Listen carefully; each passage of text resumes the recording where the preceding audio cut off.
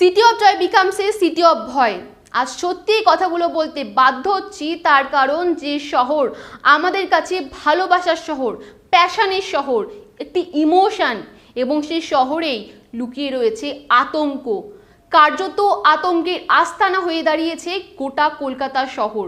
স্বাধীনতার পূর্ব লগ্নে 2024-এ 14ই আগস্ট রাতে রাত দখল কর্মসূচি পালন করেছিল গোটা বাংলা। গোটা বাংলার মেয়েরা মিলে রাত দখল করেছিল। তার কারণ জানেন?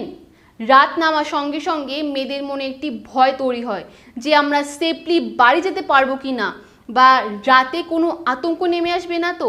প্রত্যেকটা মেয়ের মনে একটি ভয় কাজ করে, এবং সেই ভয়কে জয় করার জন্য এবং রাতকে দখল করার জন্য 2024-এ 14ই আগস্ট সেই রাত দখল কর্মসূচি পালন করেছিল গোটা বাংলা। তবে এত চেষ্টা করার পরও রাত আর তাদের দখলে এলো না। রাত আর দখল করতে পারলো না বাংলার নারীরা।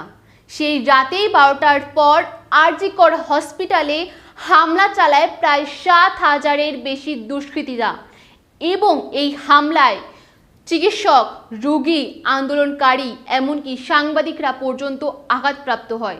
এবং তাদের হামলার যে লক্ষ্য তা হয়তো আমরা অনেকেই জানি, অনেকের কাছেই সেটা পরিষ্কার।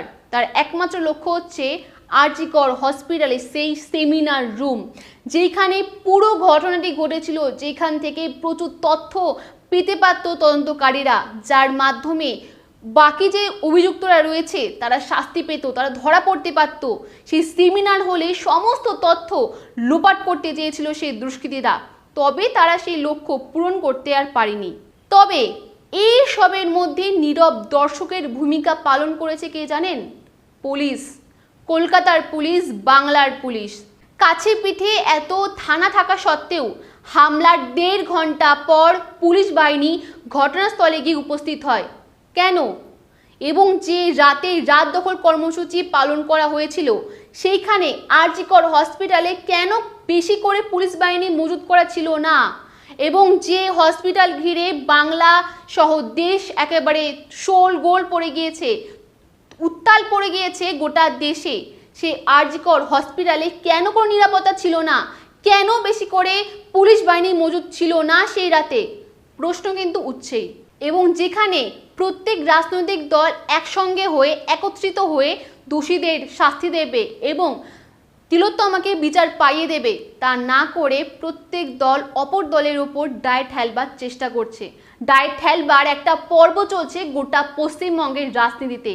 শাসক দল বিরোধী দলের উপর কাদা ছুটছে এবং বিরোধী দল শাসক দলের উপর কাদা ছুটছে, এবং এইভাবে একটি রাজনৈতিক খেলা শুরু হয়ে গেছে গোটা পশ্চিমবঙ্গের রাজনীতিতে। প্রত্যেক রাজনৈতিক দলের নেতার কাছে আমার একটাই অনুরোধ, আমার একটাই আর্জি, যে এই ঘটনায় অন্তত রাজনৈতিক রং মেশানোর চেষ্টা করবেন না।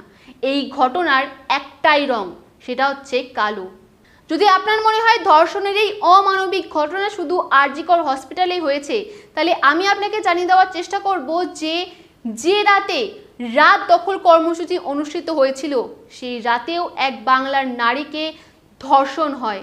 সে নারী গণধর্ষণ হয়ে তার মৃত্যু হয়, এবং বর্ধমান ইউনিভার্সিটির এক ছাত্রী প্রতিবাদ করে বাড়ি ফেরার পথে তাকে গণধর্ষণ করা হয় এবং তাকে মেরে ফেলা পর্যন্ত হয়। এছাড়াও মাত্র 3 বছর বয়সী নার্সারির ছাত্রীকে তার স্কুলে নিয়ে যাওয়ার ভ্যান ড্রাইভার ধর্ষণ করে।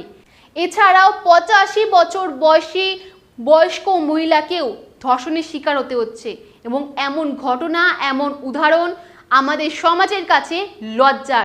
তাহলে প্রশ্ন হচ্ছে, মেয়েরা কোথায় সেফ?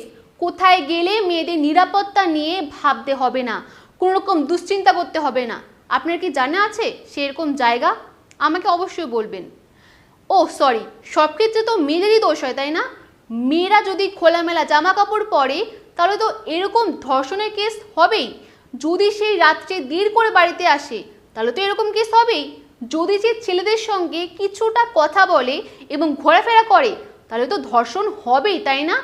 অনেক তো হলো মেয়েদের উপর দায় ঠেলা, অনেক তো হলো মেয়েদেরকে দোষী সাব্যস্ত করা। কোনো দোষ না থাকা সত্ত্বেও মেয়েদেরকে দোষী সাব্যস্ত করা তো অনেক হলো। এবার তো ছেলেদের উপর আঙুল দিয়ে দেখা যাক, এবার তো ছেলেদেরকে কিছু প্রশ্ন করা যাক। কেন বলুন তো গোটা দেশ, গোটা বাংলার মানুষ এত সোচ্চার হচ্ছে, এত আওয়াজ তুলছে?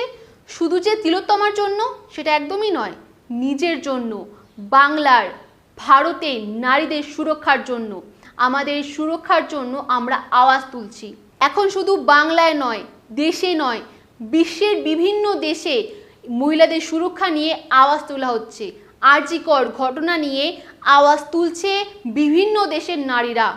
যতদিন না পর্যন্ত দোষীরা শাস্তি পাচ্ছে এবং তিলোত্তমা সুবিচার পাচ্ছে, এই আওয়াজ থামবে না, এই আওয়াজ দমে যাবে না। আমরা লড়াই করব, লড়াই করতেই হবে। We want justice for lady doctor.